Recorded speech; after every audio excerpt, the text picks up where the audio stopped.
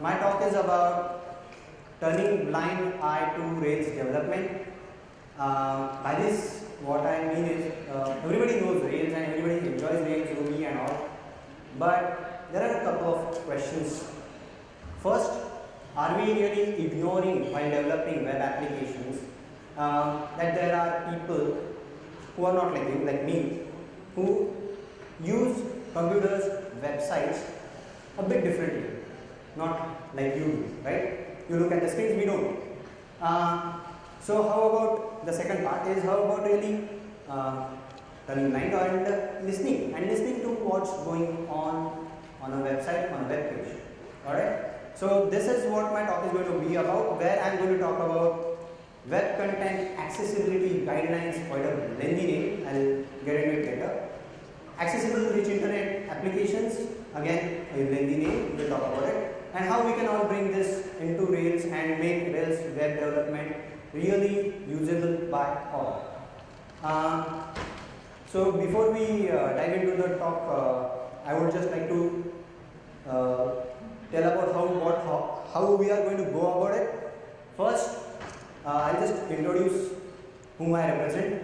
Secondly, a bit about assistive technologies, web content accessibility guidelines, accessible rich internet applications, and our tips. Who are we? We are TechVision, a software firm, a software division of Nivant Andhra Gupta Vikasalaya. It's an organization that works for blind, for their education after school in Maharashtra, the state of Maharashtra in India. We started the software division out here since last 3 years, but what do we how did we get the real inspiration of starting the division? When we were learning computers, learning programming, we dreamed of getting into programming jobs and all, but it was quite a task because when we went for an interview, it was okay, fine, you can do this, fine, but see, there are some CSR activities that might come up with some placements and we will get back. And that was not quite a happy scene, but we dreamt of our own firm where we don't have to really get anyone again come across such interviews. So fine, the one who denied me were unlucky employees. Fine. So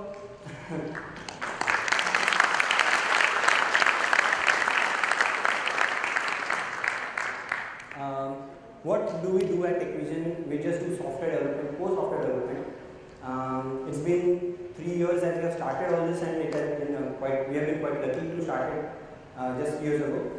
And the way we do it is something that you will really be interested to look at. I'll just have a video run for you. Can you just play the video?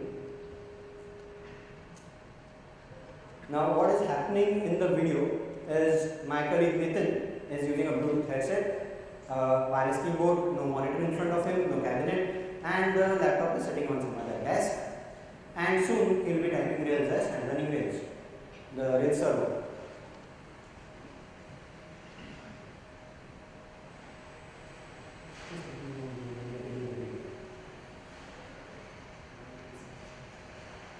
So there you go, the Rails console. Sorry, back to the presentation. The next slide, you will see that we are actually using our machines with earphones in it. We use text-to-speech softwares to operate a computer, so we really don't need screens. So if we want to do some secretive talk, we can actually turn down our screens so that no one sees what we are talking about. We can speak our heart out and also have a lot of things spoken about anybody, but there are no conspiracies, no secrecies. We are quite transparent, a small team, a good team. Have been together and will be together. So, just moving on further with our presentation. You would be wondering how is it possible to really listen to a computer and then do it? It's quite a tough task, but for us we are quite habituated to it. We have been using it since quite a long time.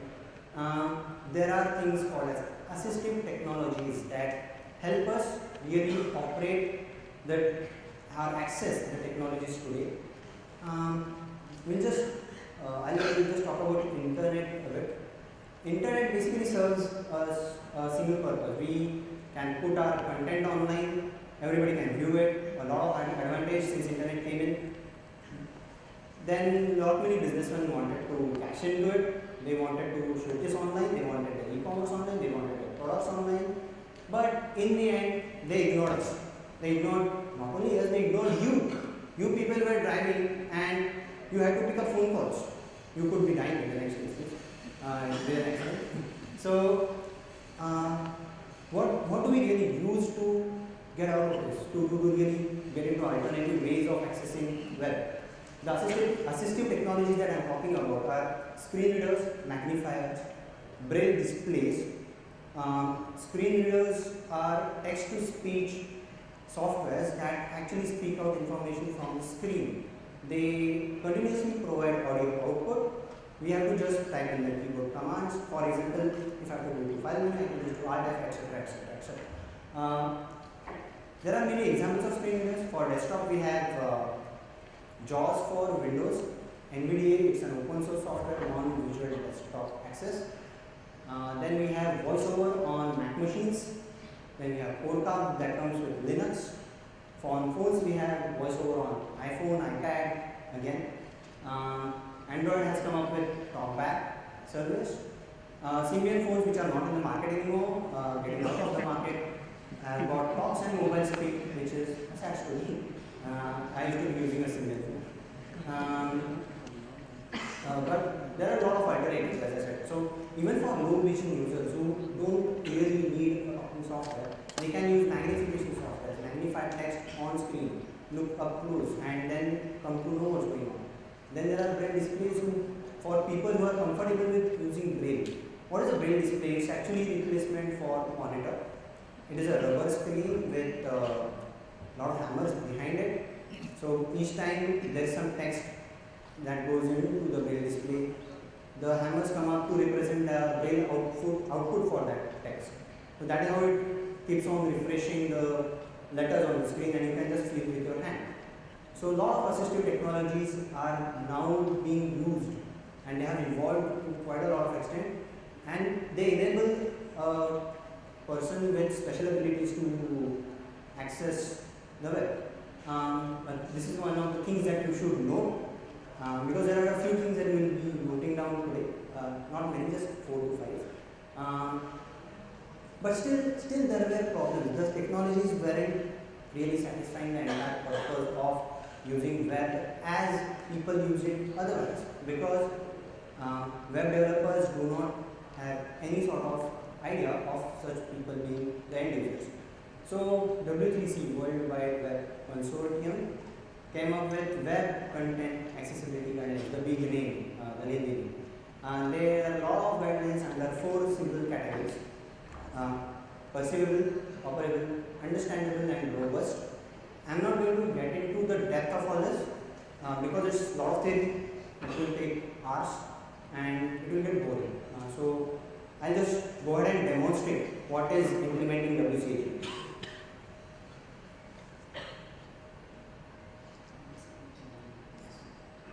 I'll start a screen reading software, NVDA.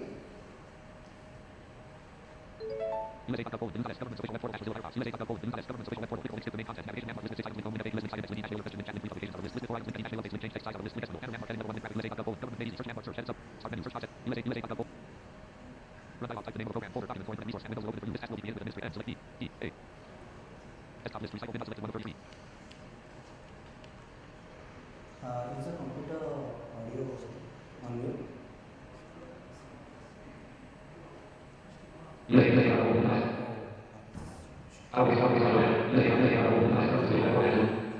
Lot of bass to it. If you can just reduce the bass and volume down. Okay, the software I was talking right now was NVDA, Non-Visual Desktop Access. The USA.government website. Now, this is a website which is a real good example of the way you see is the way we see. Because if I go into but before I get here, you people are not understanding what's happening. I can just reduce the speed.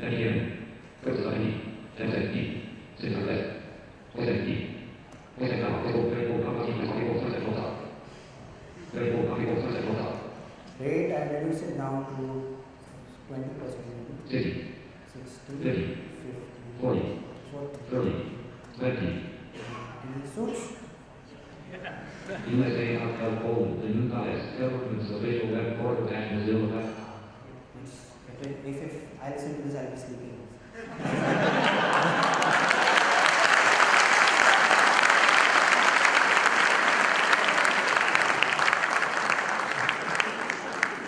So, what do I mean? What you see is what I see. There's also one more thing. Actually, you people were disabled. You could not hear the fast.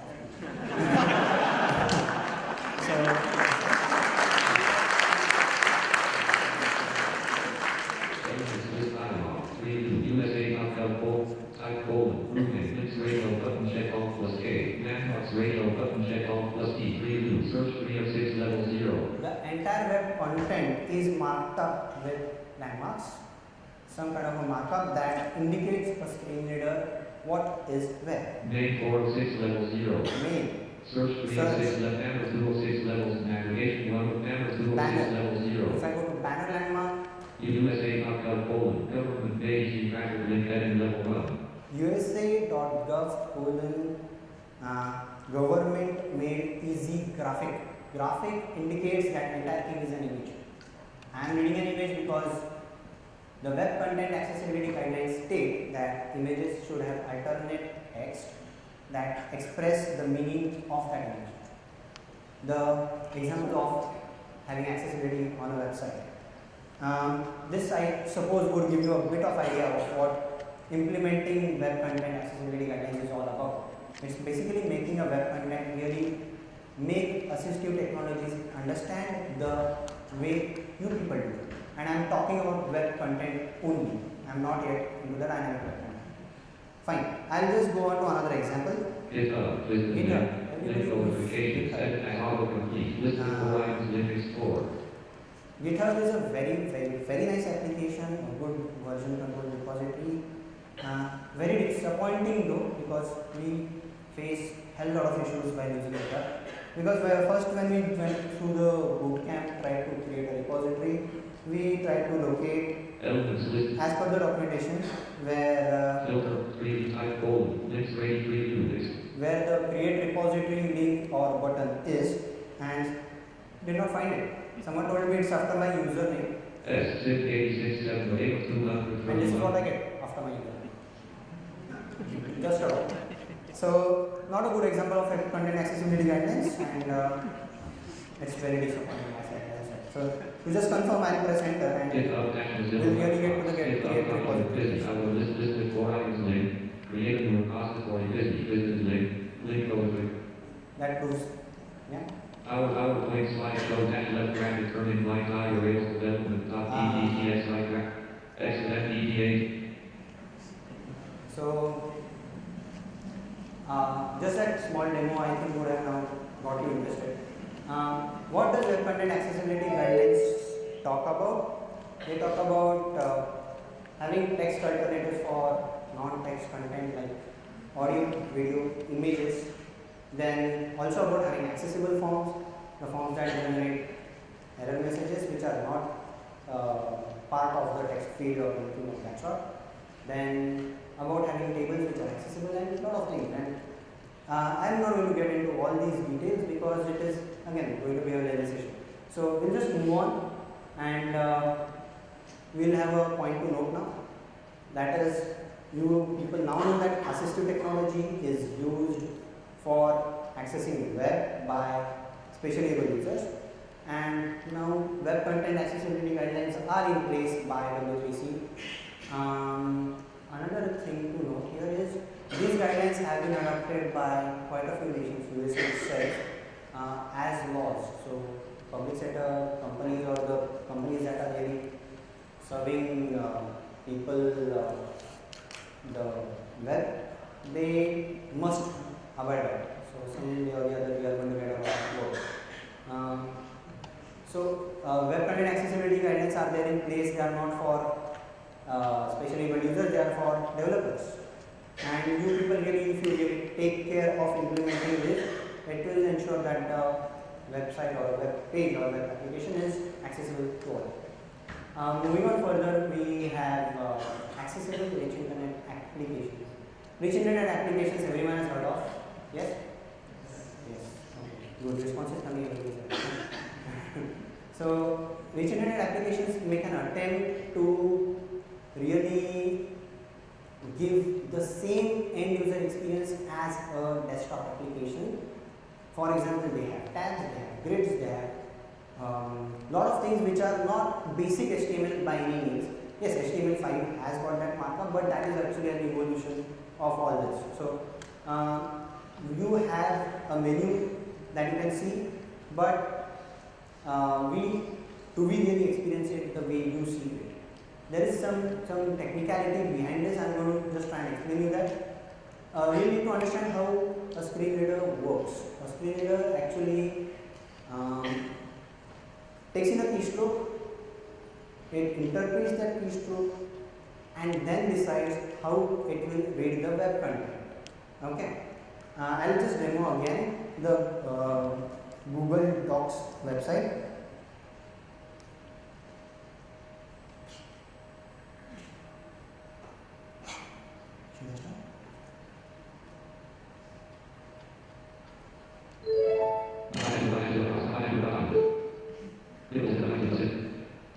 Should I spell it again?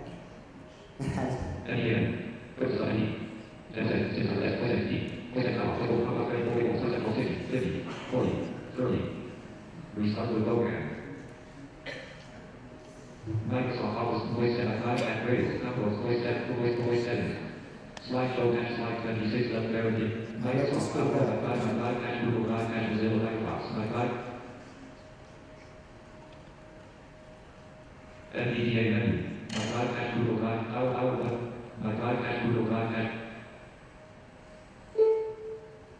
NVDA menu. This bit is good for you? Okay, I will now please pay attention to the top left area of that web page. It is reading Link plus Siddhant, actually my name is Siddhant, not pronouncing it correctly. Link search. I will list left icons, link search. Link search. Link images. Link images. Link search, link plus Link Siddhant. Okay. We'll get back to the slide and I'll just demonstrate. Outway slideshow dash left bracket turning my guide. Slideshow dash slide 77 left parent right parent. Microsoft Outway dash left bracket turning my guide rails development of DDDX. Outway slideshow dash left the record show. The record show. XMEDA not off on the jury must have been.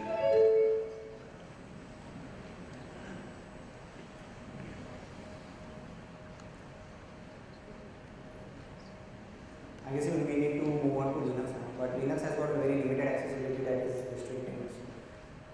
Windows always has this issue.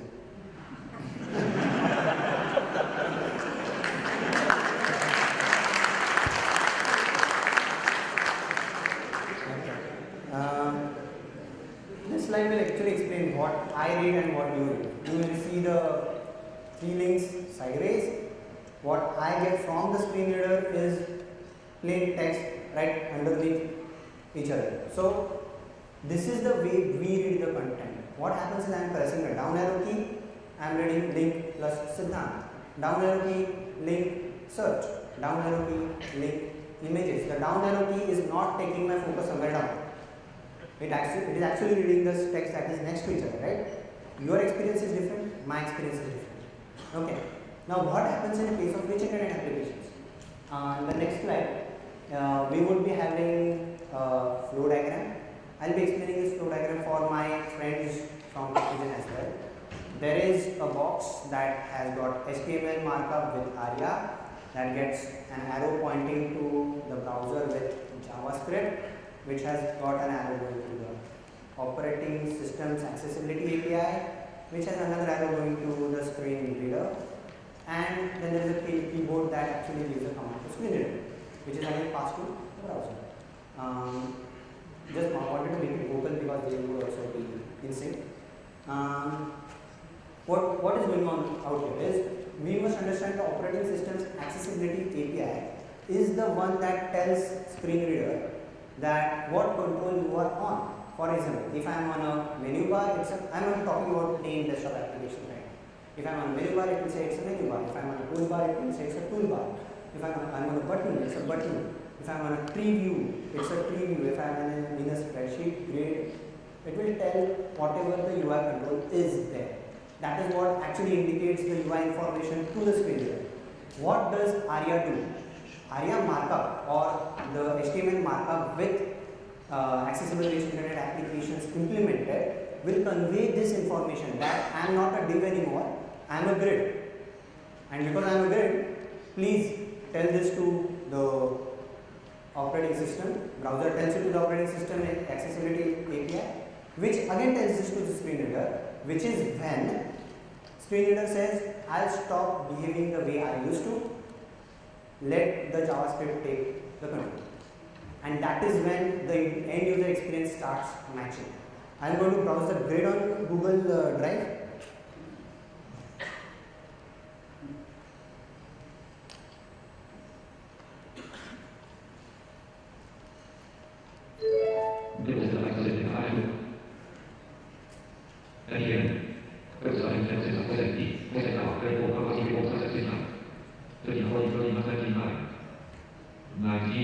My contact, search link.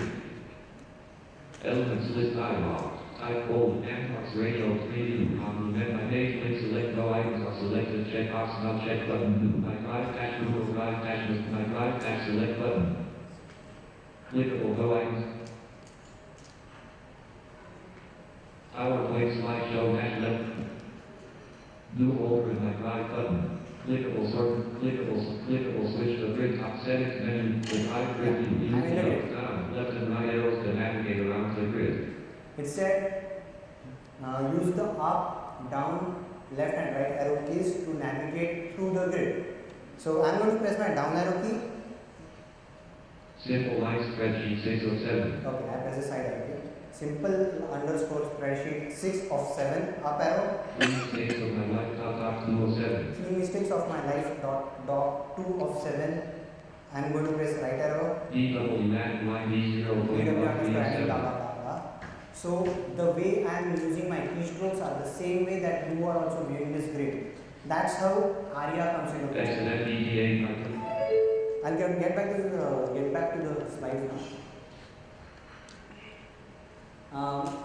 Now this is where actually the bit in between layer actually comes out, and I get the grid the way you get it, and I can use it the way you use it. This is where accessible rich internet applications starts playing a very big role, and I think even this has been now translated into HTML5. I haven't explored HTML5, but we having menu tags and just had a look at it. So I think it's somewhere very much closely related to ARIA markup. How to really get this into Rails? We are actually working on a project right now, which is in the Rails, and in that we have implemented such similar functionalities of a grid. So it's about just placing some attributes, not a big effort. So we have a view YAML file in which we have just placed role equal to grid and some labeled by and described by. The cell is described and labeled by some text and things like that. So it's not that big a task, frankly. And if you people are now thinking that GitHub.com is not caring about accessibility, why should I? So Google is. So if you want to get bigger than GitHub,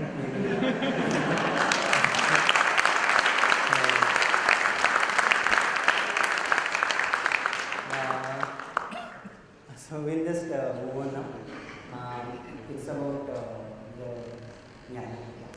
So we have already now looked at that assistive technology is being used, web content accessibility guidelines for web documents only, and accessible internet applications, those guidelines for the dynamic UI presenting the applications. So now that you know about the accessibility that I have spoken about, I would suggest that you should give a thought to what can you do and why should you do it, and what can you really whether you can really implement it in your own projects. Because we have already taken up a lot of initiatives in getting this going. We have faced a lot of issues. So as I said, TechVision is right now a software division of an NGO. Their education has been the core activity since more than 15 years.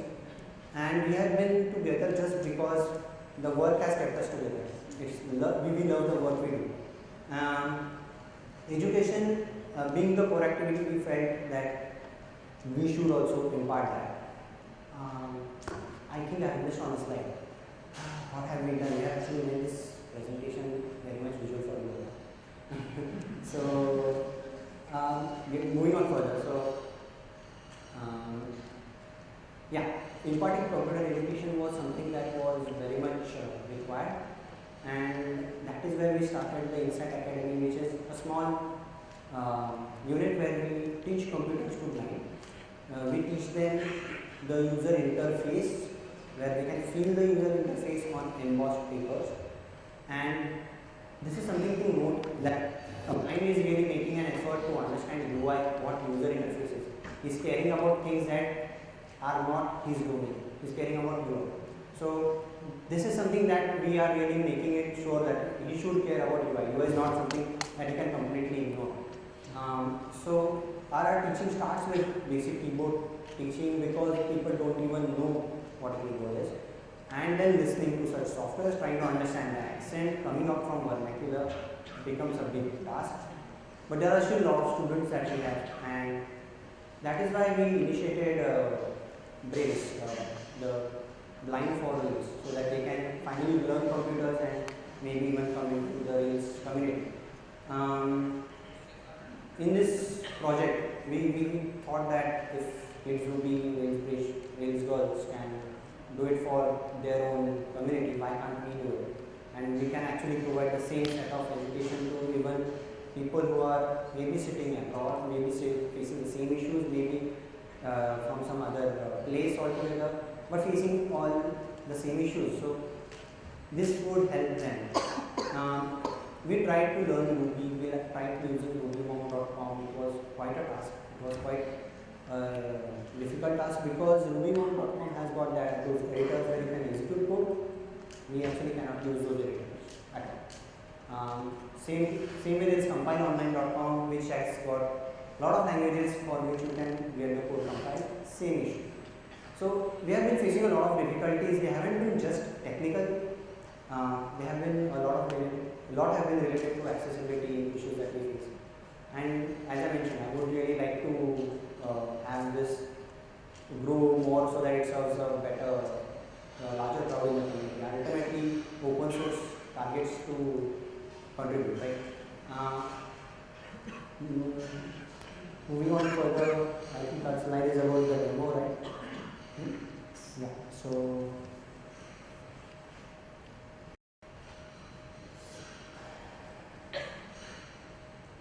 I'm going to just demonstrate the brace.org site that we are trying to build and put it up live.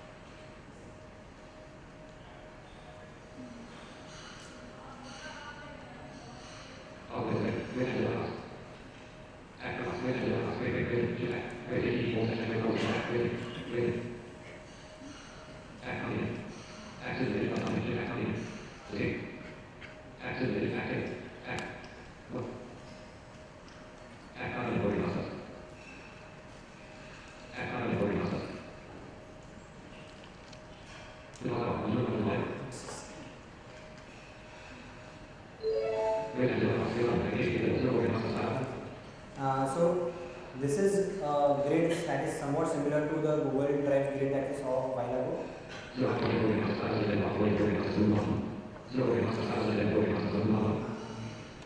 Okay, it's actually reading out the grid out to me. It's saying it's computer basics and all that.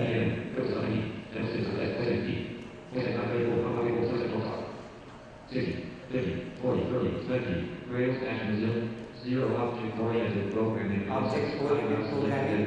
0 programming basics, 5 Programming basics, basics. 0 computer basics, 5 Computer basics. computer. So this is something that we are building in Rails, and we have been able to use a bootstrap grid, put some JavaScript around it to have array implemented. It's not that tough, and that is what I really wanted to convey,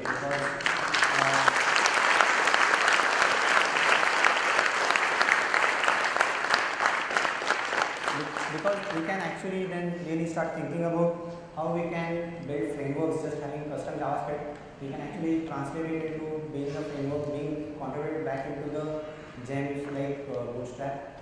So things like XML. That is how actually another thing that I forgot to do. Could you just dismiss this? On the Brails side, if you could see, there are also some buttons on the side where you can actually set the color contrast. This is for low vision users. If you could just switch it to the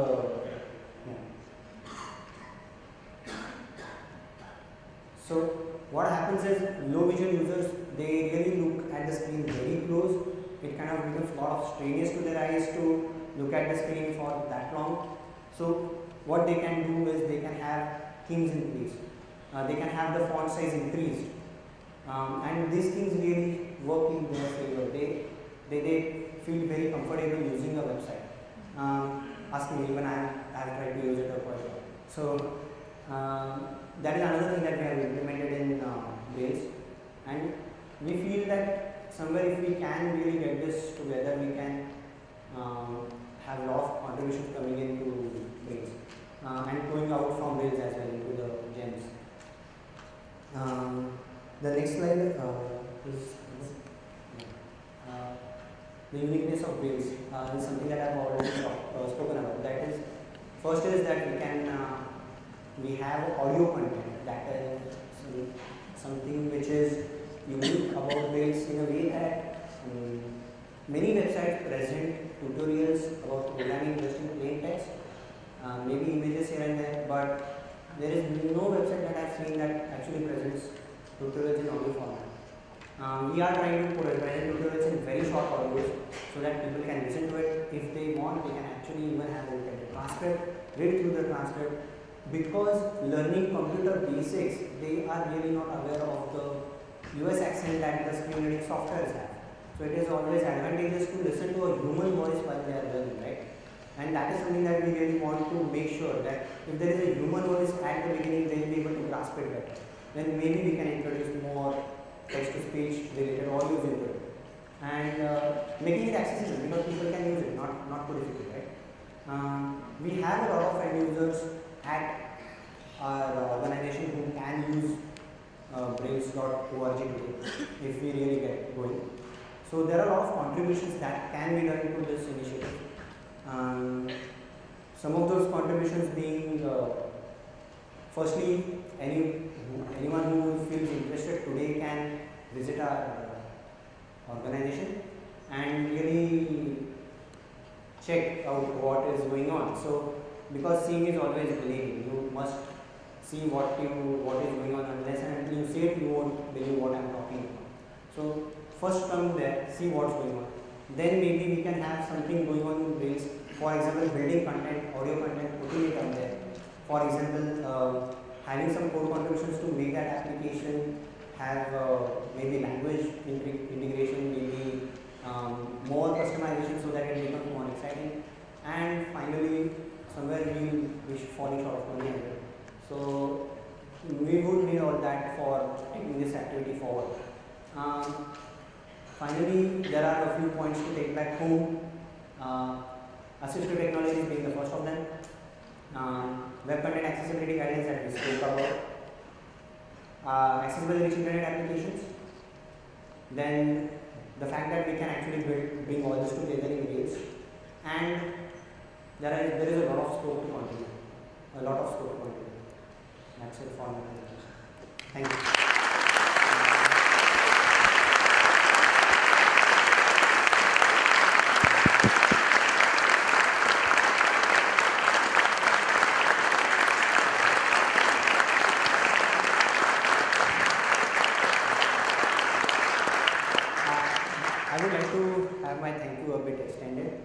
thanks to all of you for listening to me, for staying awake during the presentation.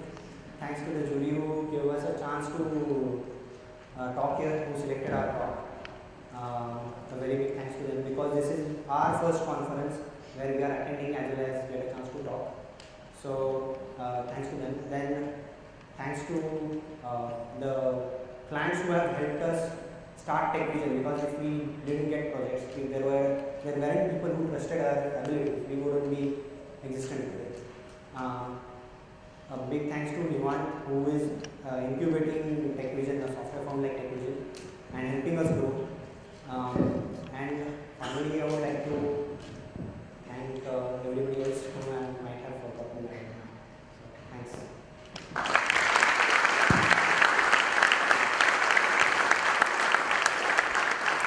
The floor is open for questions. Do not raise your hand. Oh, sorry, I can see. Raise your hand. Nick.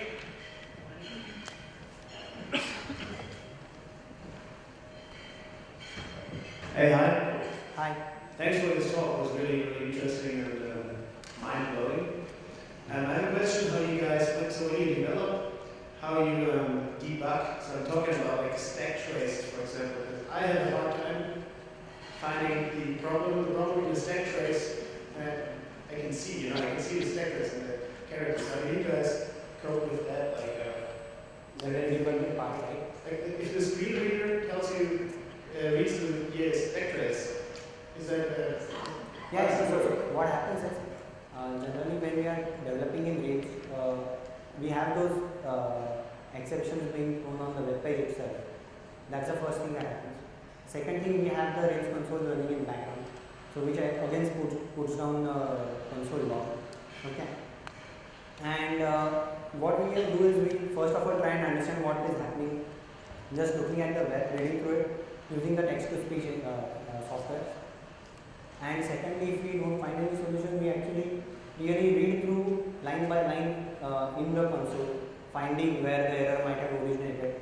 All that from, where the from stops, that is probably the area where the error starts.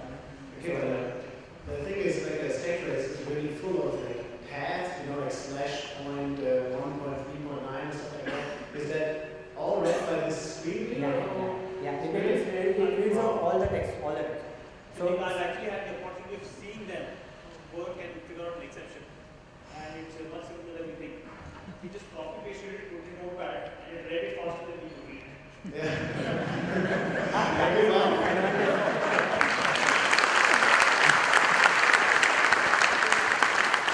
Thank you.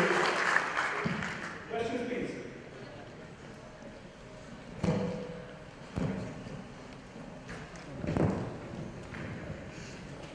Hi Siddhant. Hi. Yeah, great talk. I just had a couple questions. So you talked about area rules, right? So in addition to that, like you have style sheets which have oral style sheets. Do they work? Like do any of the screen readers support them? Sorry, which transitions? You have like when you're adding a style sheet, you can have media screen. So you also have media oral. Do you use that? Does that work? Not quite aware actually. If I'm not getting the question wrong, it's about whether implementing CSS affects the text to speech. No, you have style sheets that can be specifically targeted for screen readers, which are called oral style sheets. Media oral. Do any of the screen readers support? Because I don't know whether they are really needed. Something that I'm hearing from you for the first time. Probably going to be your first Sorry? using back to page. Sure, I'll do okay then. I'll do a little research and get back to you on that. Yeah, sure. Regarding that, you were in the Google Drive, you were going through the different files over there. So you talked about both having the grid and then the keyboard navigation. So just the area roles, will that work, or do you also have to have a JavaScript on top of that to work in the keyboard? Yeah, you do need to have some. None of that is actually dependent on the situation. Okay. Because in grid what happens is JavaScript has to switch the focus, right? Yes. And then if we just paste the web content in there and we just switch the focus on key presses, it is not a bad thing that we are doing. But what happens, as I said, if the ARIA role is not conveyed, then the screen reader would continue to behave in the document mode, right? Yeah. it would trap the arrow key that is coming in or whatever the keys that are coming in. Correct. Then that key press, which is happening, is not invoking the JavaScript behind it. Yeah. Now the job of ARIA rule is to make sure that the key press goes there and also to make sure that it gives out enough information about the control to the screen reader so that it can talk. So on your side, you have additional information about how we can integrate ARIA rules and JavaScript and all of this. Or any resources that we could read up on to integrate the ARIA rules and the JavaScript. If you just Google out for WAI-ARIA, Okay. you will find the entire states and properties on all those documentation right up there put up by W3C. If you search for WCAG 2.0, those are all the guidelines for web content accessibility. So with both those in place, I think most of the issues are there. Okay. So one last question. So about you mentioned simple form in your talk. So is that is it accessible or is there something that needs to be done to make them more accessible? About simple forms, what we have experienced is if we try and produce text elements for the input or rather the attributes of a model, then it will have a label that generates. Yes. Okay. Then it will have a text box. Okay. Text box, if you view in the source code, you will find that the text box input element has got an attribute called ARIA required. Okay, ARIA required actually does not necessarily say it is not that you should always have that asterisk symbol in the label. Correct. Even if you do away with the asterisk, the star sign, it will announce that it's required because that is because of ARIA attribute. Okay, so there are small things in place, but they can be improved. For example, I could have something like this is just out of pure imagination. I haven't R&D into this, but something which says get me a grid with accessibility colon equal to the arrow thing true. If I just say accessibility true, it could have something. Then if I say accessibility help true, it could have some help text put across as well to guide end user about accessibility. So something that just a wild thought. We can actually walk towards it. Thanks. Thank you. Any other questions? Technical, non-technical? Okay, so we have a question. Hello. Awesome talk. Thank you so much for this. I had two questions, and you can choose to answer both or one. So first question was, what are the usual development tools that you use so that you sort of get an idea of which ones you feel are more accessible? Like you mentioned, you pasted the stuff on Notepad, so I'm guessing you write Notepad and maybe it's accessible. What are some of the other tools that you use? Edit Plus, Eclipse is quite nice, but for Ruby, we don't use it. But Edit Plus is the editor that we are using extensively for Ruby and Rails development. But working on editors like Vim or terminal-based editors, it's not as easy because even if that is text-based, what happens is it's more of understanding a grid of characters. Error at line 0 character this much. So it's almost like imagining entire 80 by 24 grid, which is beyond imagination.